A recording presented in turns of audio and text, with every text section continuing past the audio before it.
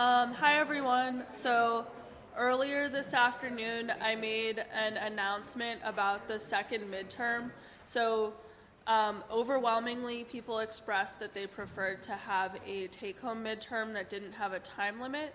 So that's what we're going to do. So we're going to have the second midterm take place. So let me look at my calendar. So Friday the 21st, after class, I will release the midterm, and then it will be due Wednesday the 26th at the start of class. And Wednesday the 26th is the last day of lecture. So we will have class the 24th and the 26th, and then the 26th will be the last day. And then throughout reading week, I will have office hours for you to come in and discuss the term paper. And what I'm thinking for that is that I'll have the office hours during our regular class time as opposed to at the office hour time. So I'll send all this information out again later. But okay, so are there questions?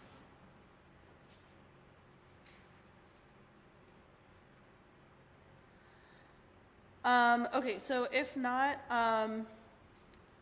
then let's get started on today's lecture. So last time we saw an analog to, or rather we saw the first isomorphism theorem for rings, and now we'll have another theorem that's similar to a theorem that we had for groups. So let me just state the theorem and then we can prove it. So for groups, we had that every normal subgroup was the kernel of some group homomorphism. So now we get the analog of that statement for rings. So it says every ideal of a ring R is the kernel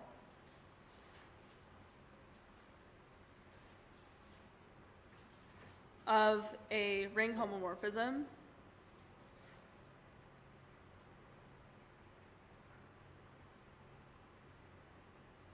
and we can say what that homomorphism is. So it's the homomorphism from R to R mod, let's call the ideal A, to R mod A, given by sending an element little r inside of R that gets sent to the coset R plus A.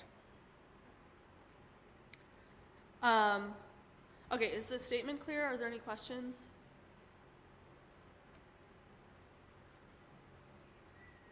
Yeah. Yeah. It is up to whatever I said on the syllabus. So I can find that out right now. It's just, just look, it says on Canvas what it's up to. So I forget where it stops, but it's like, yeah, I forget it. Does anyone remember? Yeah. It stops at 14, which is what?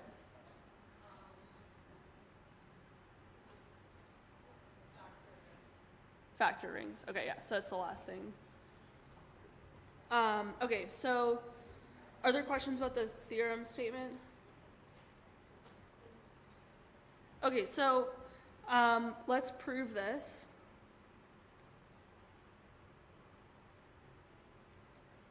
Okay, so what would we need to prove in order to prove this theorem?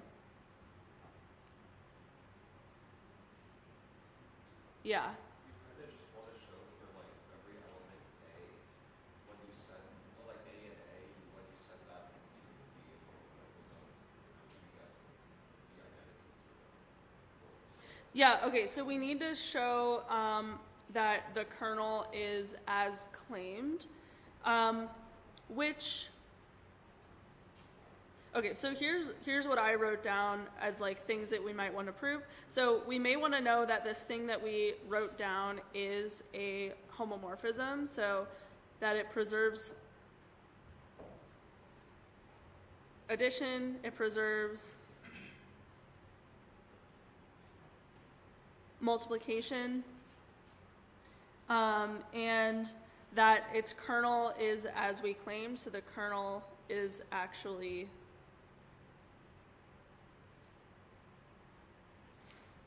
this ideal A. I think that by what we've already shown for groups, we have already checked those two, and so we just need to show that it preserves multiplication. Do you all agree? So let's just like think through this really quick. We showed that a normal subgroup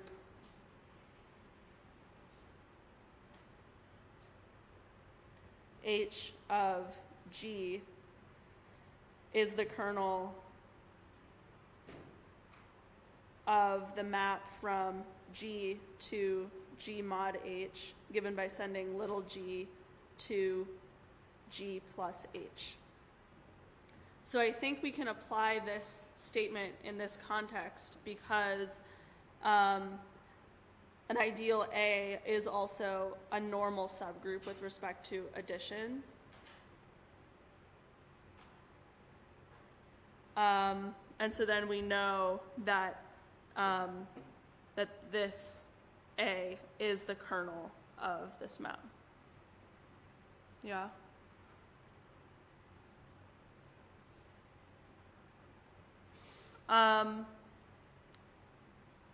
Should we check that it preserves multiplication? Okay, so let's give this map a name. Let's call it phi. Okay, so to check that it preserves multiplication, we want to compute phi of, let's say, st, where s and t are elements of the ring R. So phi of st would be st plus a, which by the definition of multiplication in R mod A is equal to s plus a times t plus a. And then each of these is just phi of s, phi of t.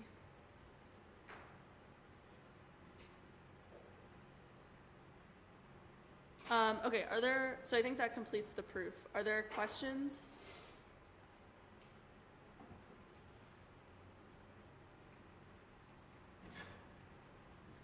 Okay, so let's do an example.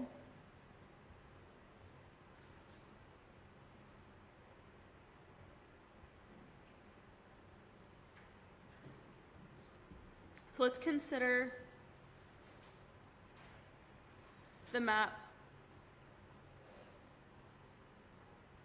from polynomials with integer coefficients to the integers given by sending an f of x to f of 0.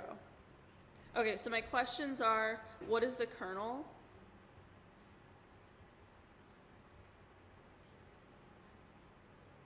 And is it prime? So is that kernel a prime ideal? And is it maximal?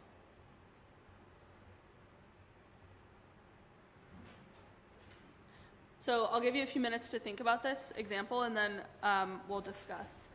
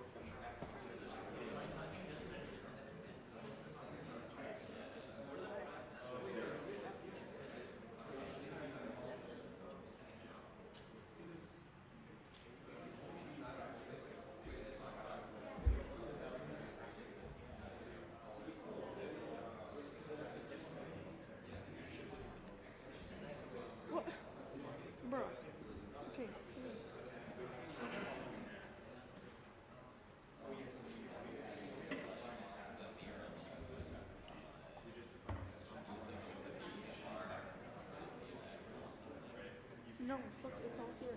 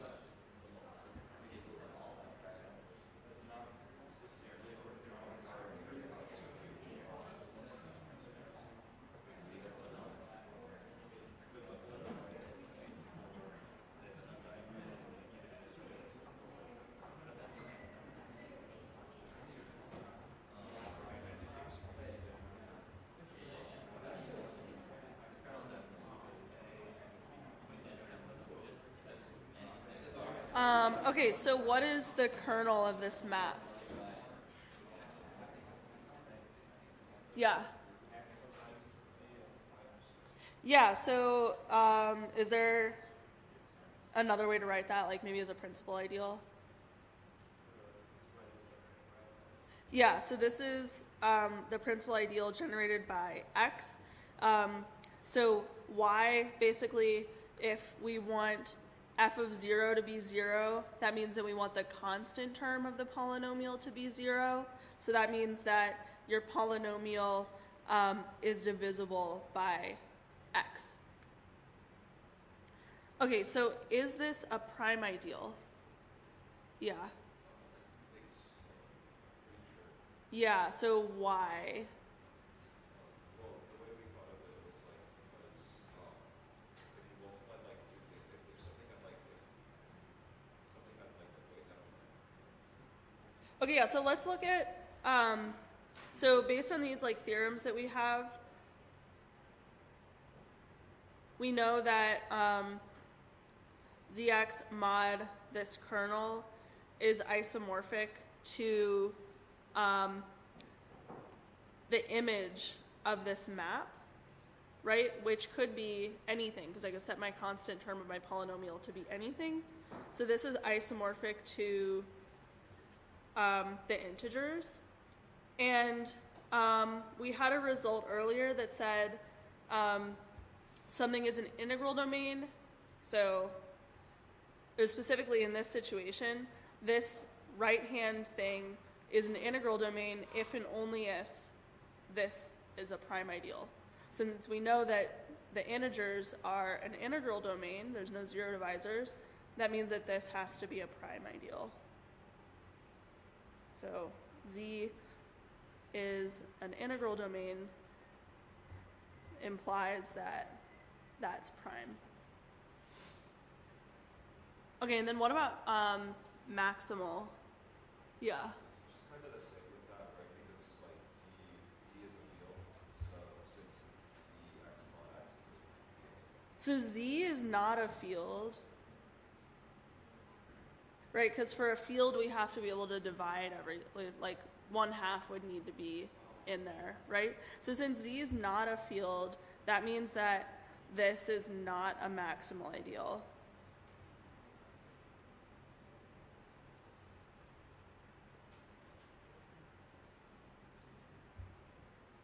Yeah. Okay, good. Are there questions about this example? Yeah. You went from like the ring mod, the kernel of the homomorphism is isomorphic to the image of the isomorphism. When did we prove that? That was in last class. That's the first isomorphism theorem. Yeah. Okay, cool. Yeah. Question. Slightly stupid, but we define like how to multiply two polynomials. How to multiply what? Two polynomials. So I was thinking like from the definition of mine, we have like So yeah, I guess we didn't define how to multiply polynomials, but you just do it by multiplying the polynomials. Yeah. Yeah. Going back to the definition of maximal, if the principal subring generated by x is not maximal, then doesn't that mean that it's contained by a subring that is not itself or the x? Yeah, so what would be a ring? So yeah, so that means that there is something in between this and all of zx, where these are strict inclusions. Can anyone think of an ideal that could fill in that question mark?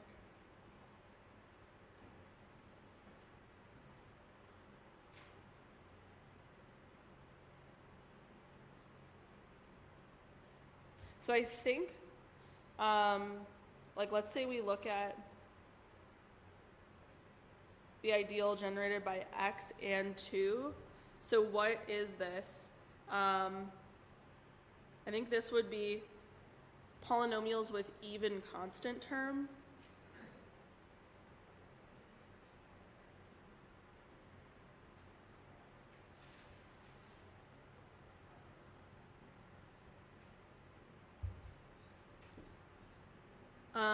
And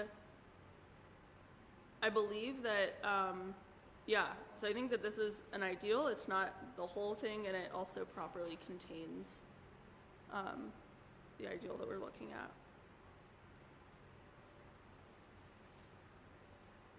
at. Good, yeah, question? Yeah, so yeah, to be a principal ideal, you have to just be generated by one element. Mm-hmm.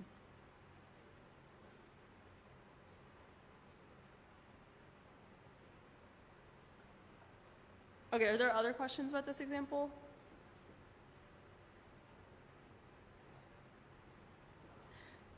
Okay, so I'm gonna state a theorem that we're not gonna prove, and then I'm gonna use it to prove another theorem.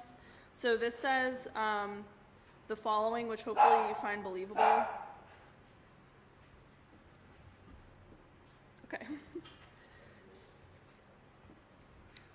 So we'll let R be a ring with unity. Then the theorem says that the map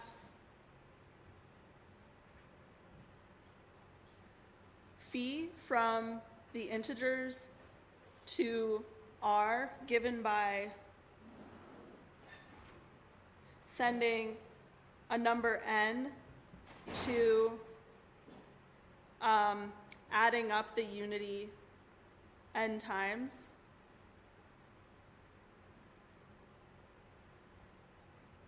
And I guess if n is a negative number, then you'd be adding minus the unity n times, is a ring homomorphism.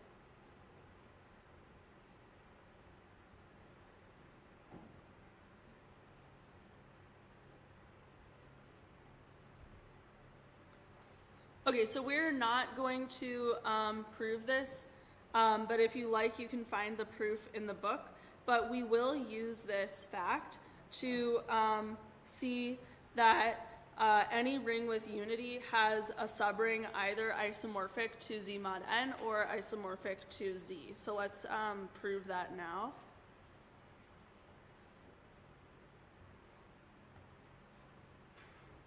So here's the statement.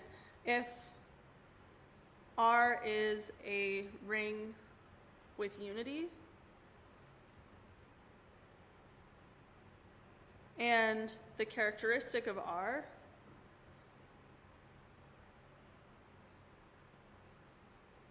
is some number n, which is greater than 0.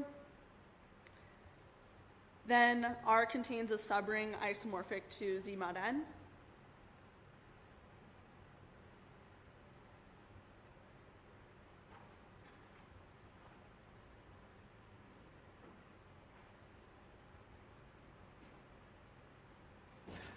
And otherwise, so if the characteristic of R is 0,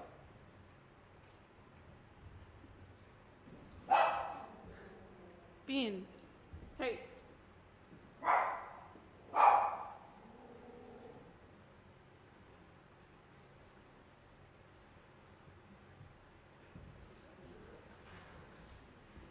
So if the characteristic of R is 0, then R contains a subring isomorphic to Z.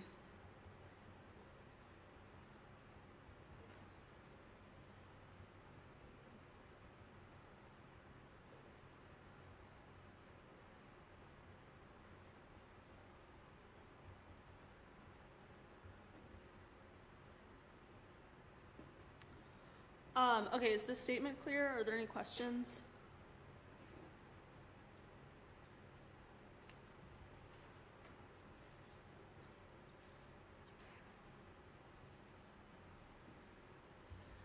Okay, so let's go ahead and prove this. So let's let 1 be the unity in R.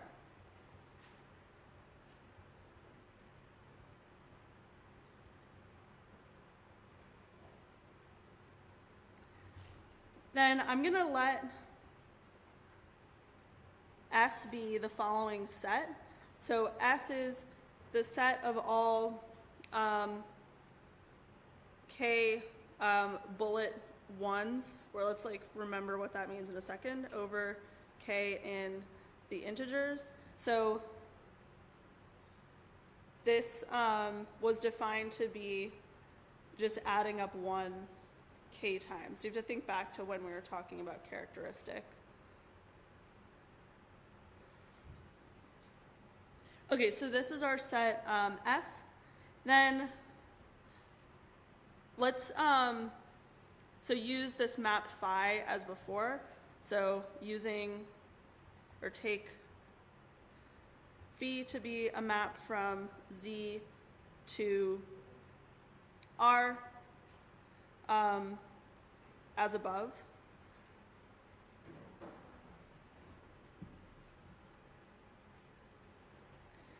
We have that phi is a homomorphism.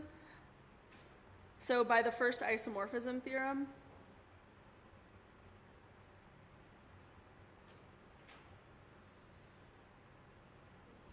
we have that Z mod the kernel of phi is isomorphic to the image of phi, but the image of phi is exactly this set S.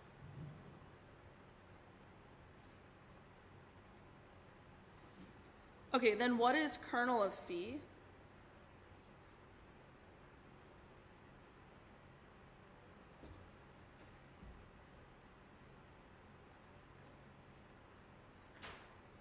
So yeah, what is the kernel of phi?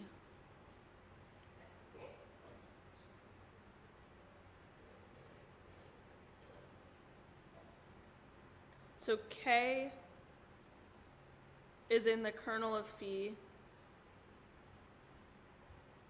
when this number is 0. So when I add up 1 K times, I get 0. So if the characteristic of R is N, then what is K?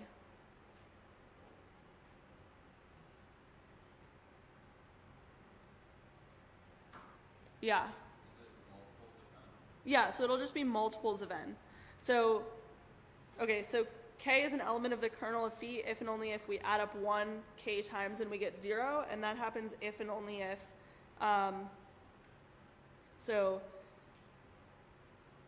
n, well, let's say, yeah, so let's say we're in this situation where the characteristic is n, then this happens if and only if n divides k. Okay, so that means that the kernel of phi is equal to the ideal generated by n. So when R has characteristic n,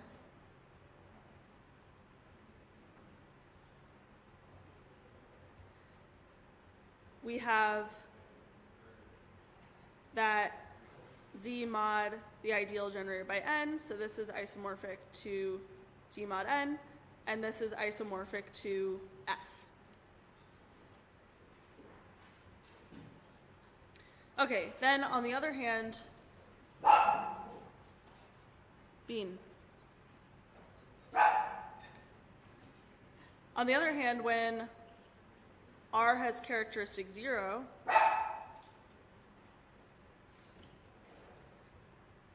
then what's the kernel of phi in that case? Do you have a question? I have a question. Is that the ideal generated by n? Is that in Z or is that in R? This is in Z. Yeah.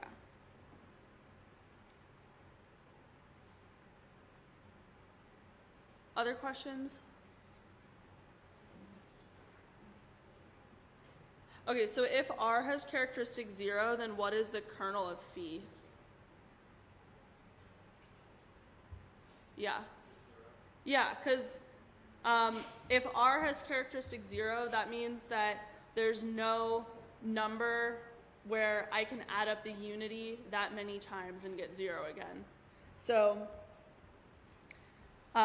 when R has characteristic 0, the first isomorphism theorem tells us that Z mod 0 ideal, so that's just Z again. This will be isomorphic to that set S.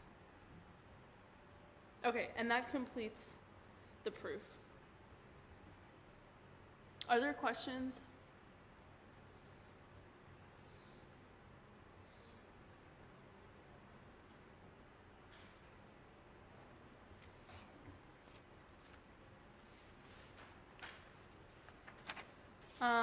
Okay, so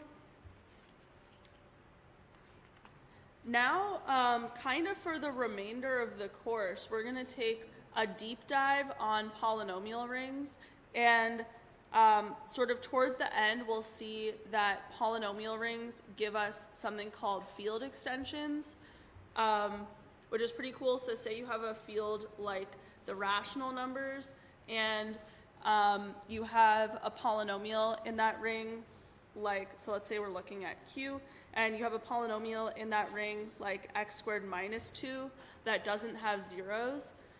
We'll see a way to create a field that's just slightly larger than Q that does contain the zeros of this polynomial.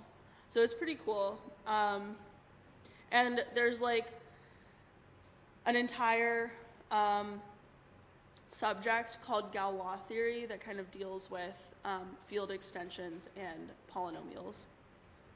So that's sort of like the rest of the course is going to be kind of like leading up to that construction and sort of like a glimpse into Galois theory. Okay, so we're going to take, so we're just going to be looking at polynomial rings basically now. So let's give a definition, I guess. So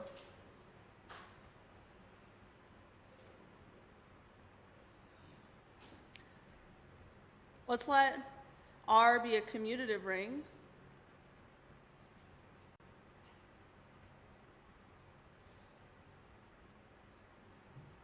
Then we can make polynomials over R. And this is just going to be the set of a0s plus a1x and so on up to a to the n x to the n, such that The a sub i's are all elements of R, so our coefficients all come from this commutative ring R. And n, the degree, can be any non-negative integer. Okay, so this is called the ring of polynomials over R.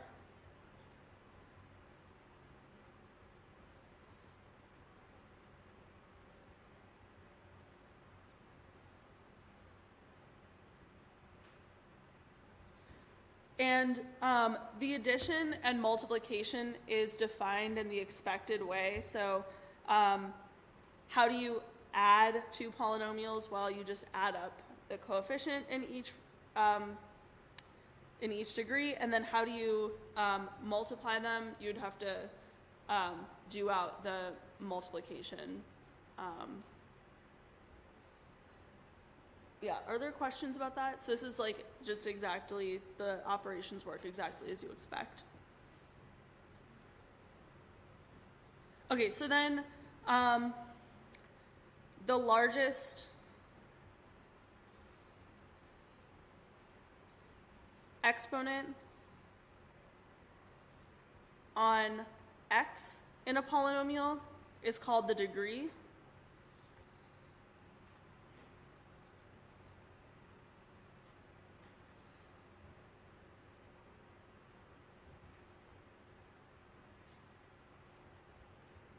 Okay, so in this example, if a sub n was not 0, then what's written here is a polynomial of degree n. And then just a couple more terms. So the coefficient on the largest power of x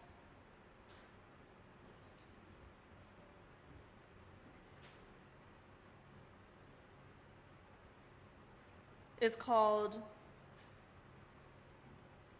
the leading coefficient.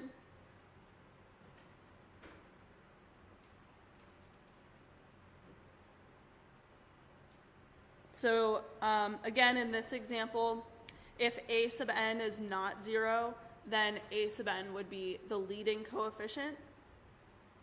And then if the leading coefficient is the unity in R,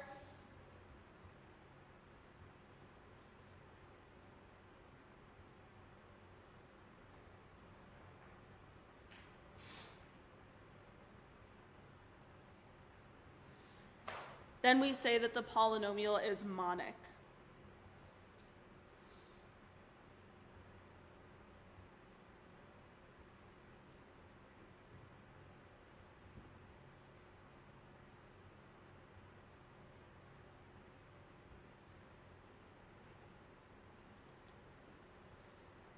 Okay, so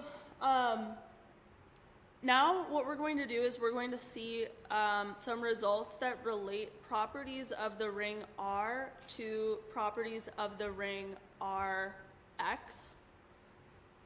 So for the first of those, we'll prove the following.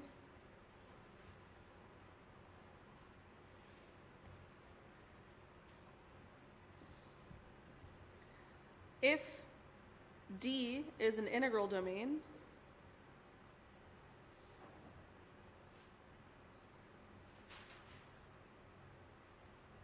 then polynomials with coefficients over D is also an integral domain.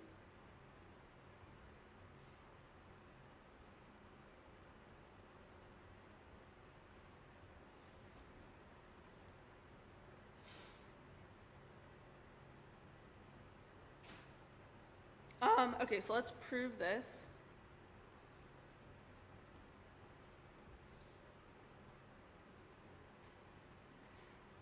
So to show that something is an integral domain, we need it to be commutative. It needs to have unity. And it needs to have no zero divisors.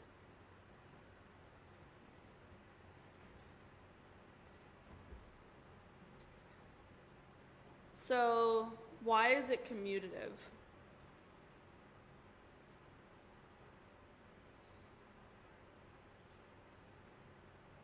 Yeah. Because D is an integral limit, D is the multiplication operation D of x is kind of inherent. Yeah, so yeah, I would just say that the commutativity of dx is just implied by the commutativity of d.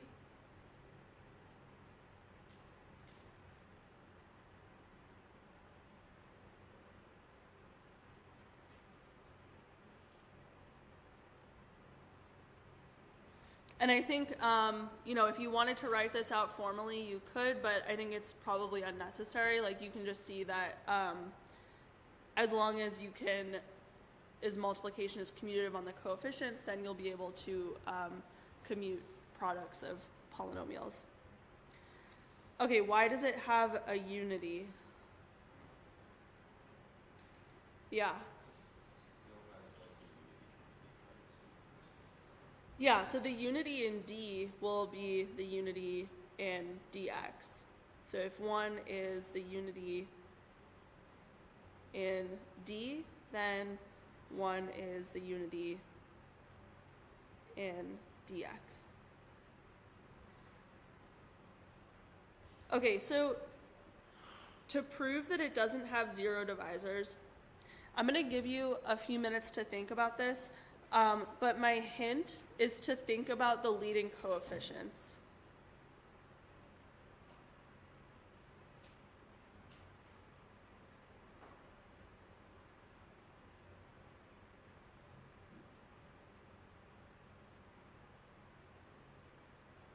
So I'll give you a few minutes to think about how to prove this, and then we'll discuss it.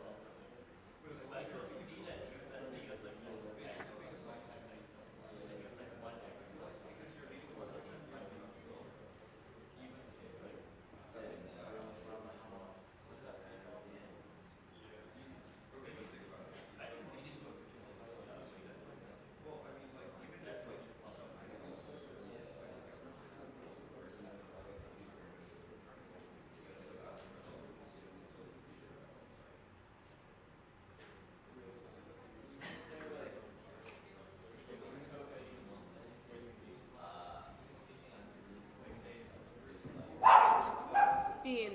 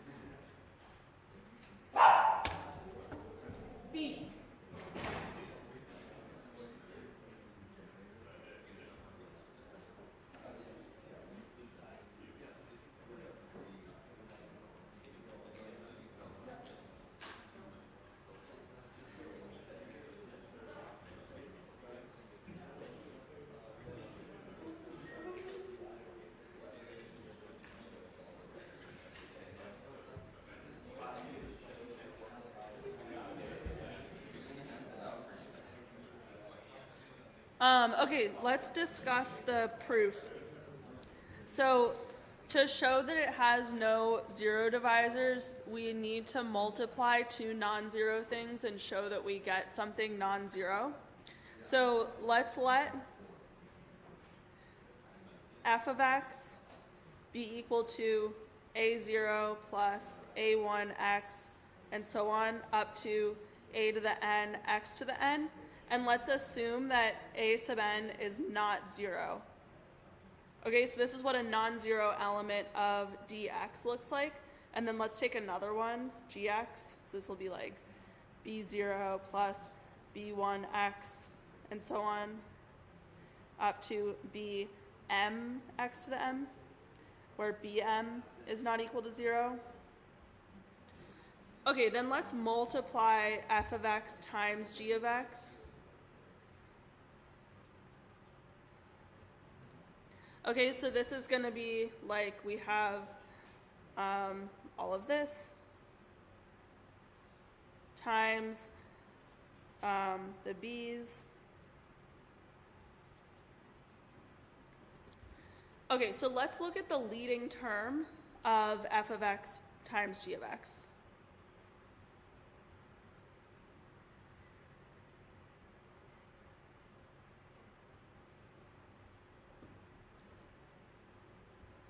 So what is this going to be?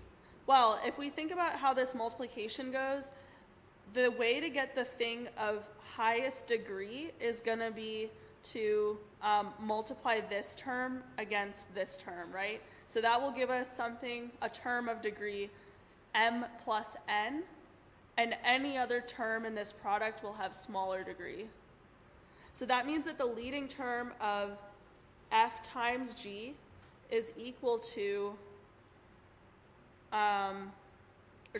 we'll just write the leading coefficient. So this is going to be an bm. Okay, and then since D was an integral domain, so that means that a sub n times b sub m is not equal to 0. So that means that f of x times g of x is not equal to 0.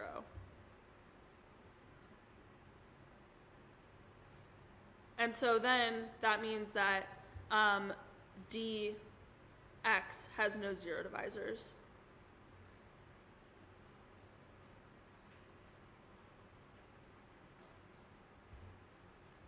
And that finishes the proof.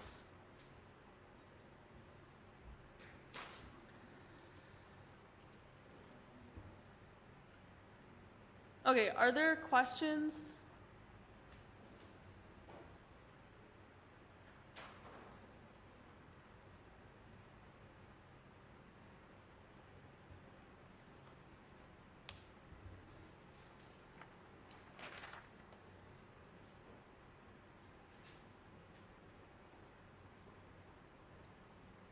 Okay, so I don't want to start a new topic because on Friday we're going to be talking about the term paper, so there would be like a huge gap between when we pick this topic back up. So Friday we're going to be talking specifically about the term paper, so I'm going to talk about what the assignment is. I'm going to tell you a bit about the rubric that I'm going to be judging the term papers with, and we'll talk about potential topics, and I'll go through an example term paper. So come on Friday with any questions you want to know about that assignment, and I'll see you then.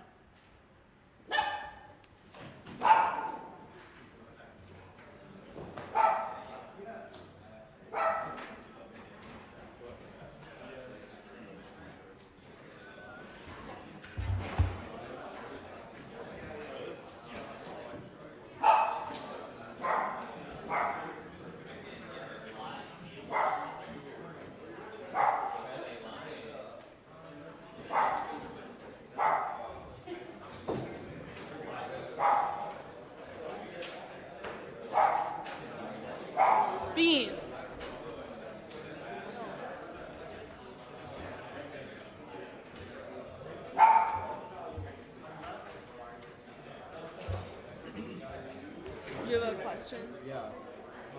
Wait, how do we know that these two are? So by the first isomorphism theorem, you know that this guy mod that kernel is equal to the image of this map, and you can show that the image of the map is all OC. Yeah. Alright. I like this environment. That's cool. It's called T-Color Box. I actually got it from my Algebra prof. And yeah, it's really pretty. It makes it Yeah. you know. Nice.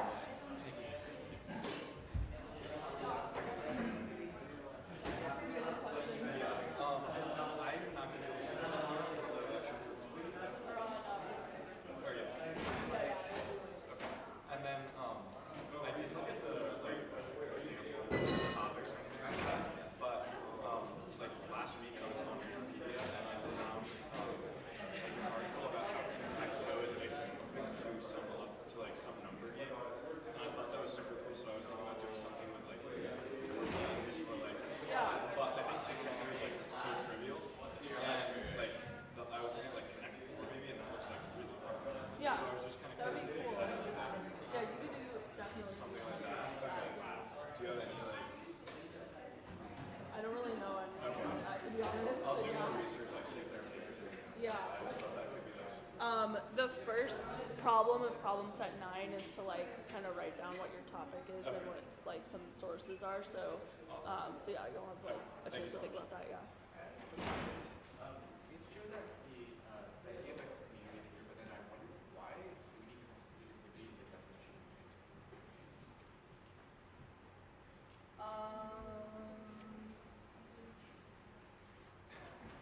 So back when we defined them, we asked them to be commutative, right? So why?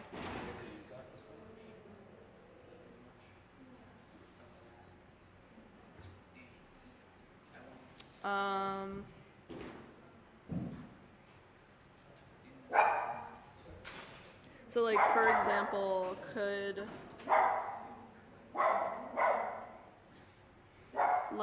where's that theorem? Could that theorem fail?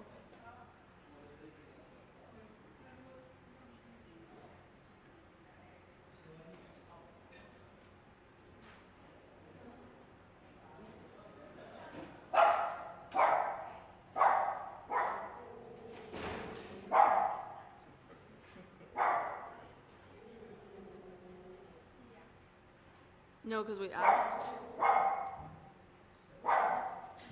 So like, I don't know. I was thinking about, yeah, just like why do we ask that integral domains are commutative? I was wondering if like this fails somehow, but I don't really know. So maybe.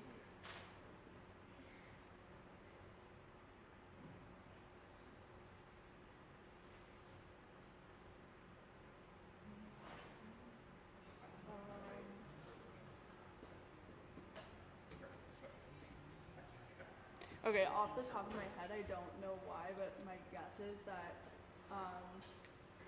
the definition is sort of cooked up so that this is true, and that somehow, if you don't assume it's commutative, that this fails. But I don't have like an immediate like example as to why. Yeah. Yeah. I think the book motivates it by saying that like we want integral domains to be like the integers, and the integers are commutative. So I guess. Yeah.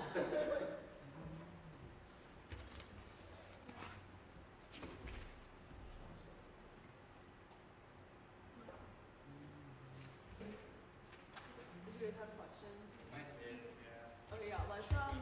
yeah, let's take some minutes.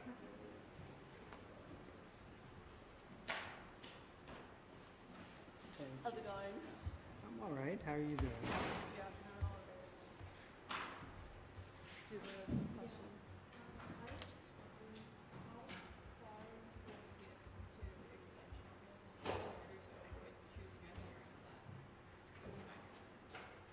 Okay, so I've prepared an electronics up to where is like